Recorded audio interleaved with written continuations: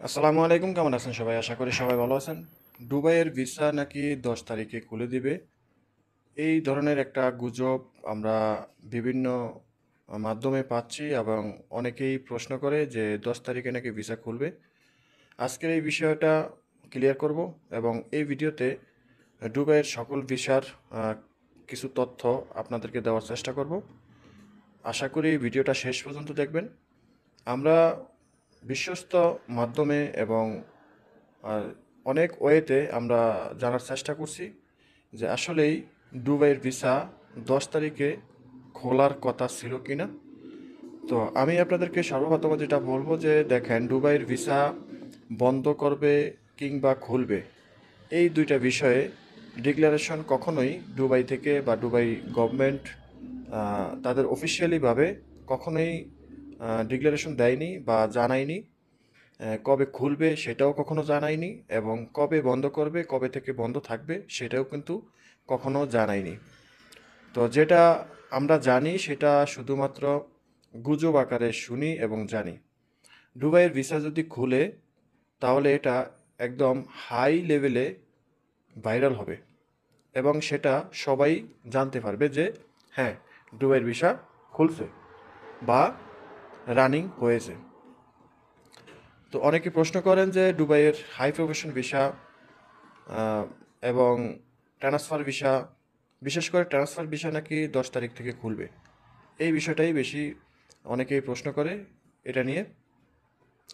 তো দুবাইয়ের বর্তমানে কোনো ধরনের ভিসা বাংলাদেশের জন্য খোলা নেই।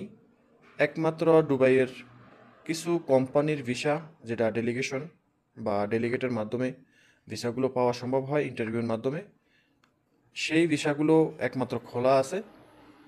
আদারওয়াইজ অন্য কোনো ক্যাটাগরির ভিসা বাংলাদেশের জন্য খোলা নেই দুবাইতে।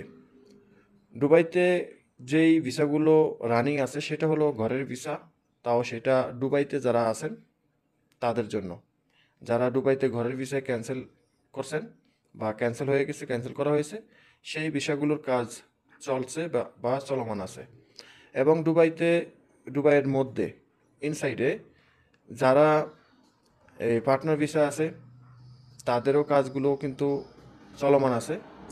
এবং দুবাইতে ইনসাইডে যে সকল আপনার এই ফ্যামিলি ভিসাগুলো আছে, সে ফ্যামিলি ভিসাগুলো কিন্তু রানিং আছে, তবে সেটা আউটসাইডে নেই। আউটসাইড থেকে দুবাইতে যাওয়ার কোনো প্রসেস নেই।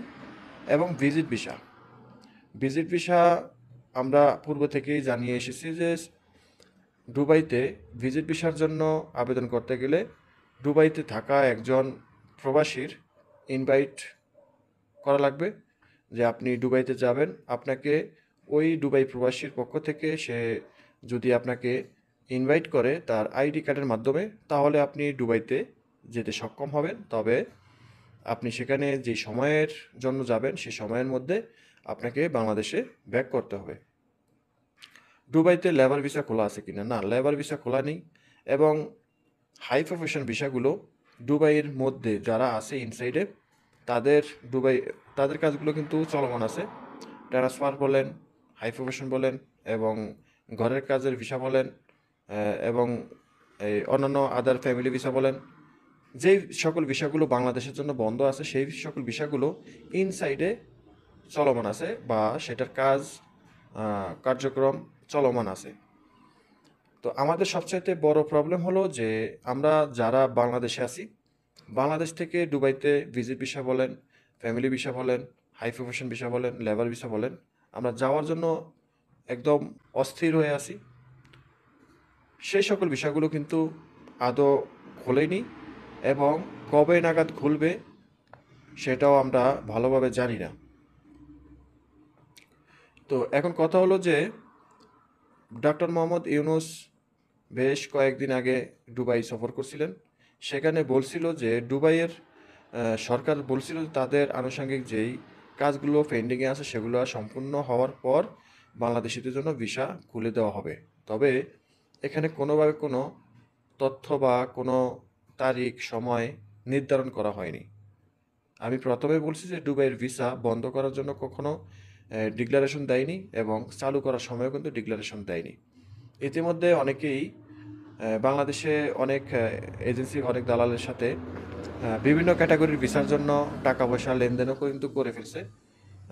ভিজিট ভিসা ক্ষেত্রে এই জিনিসটা বেশি হয়েছে যে কেউ বলছে, কোনো এজেন্সি বলছে যে আমি মেনশন করতে চাই না, তো কোনো এই এজেন্সি বলছে যে তারা ভিজিট ভিসা ব্যবস্থা করে দিতে পারবে, সেটা অনলাইনে হোক বা অফলাইনের মাধ্যমে হোক তাকে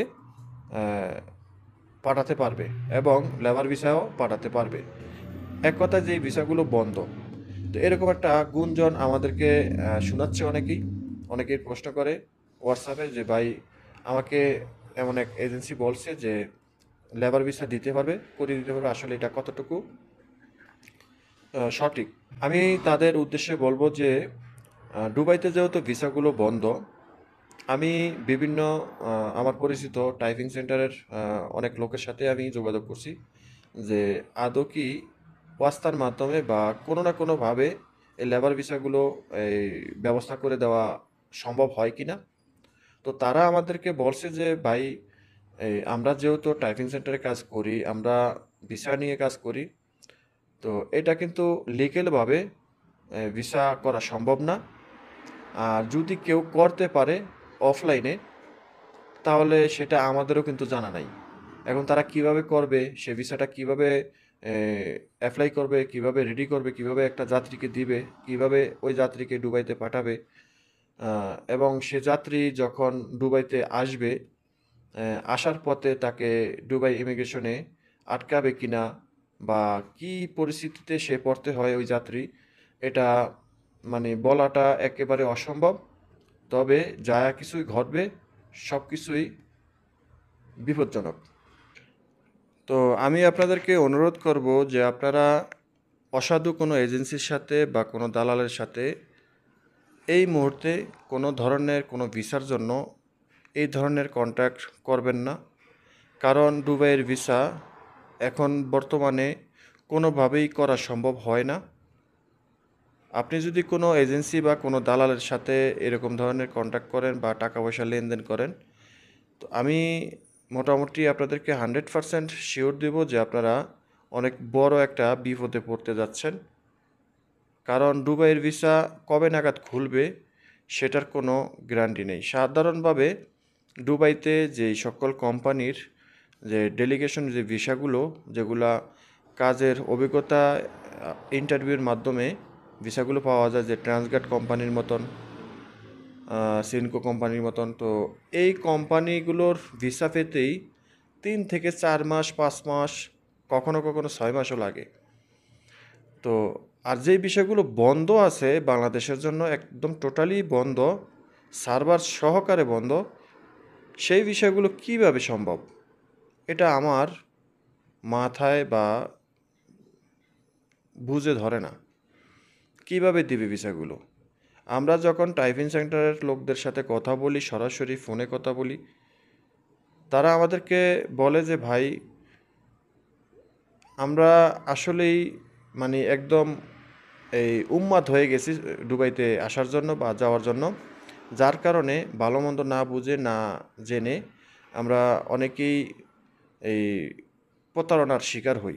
দালালের সাথে কথাবার্তা বলে টাকা পয়সা লেনদেন করে পরবর্তীতে আমরা কানাকাটি করি।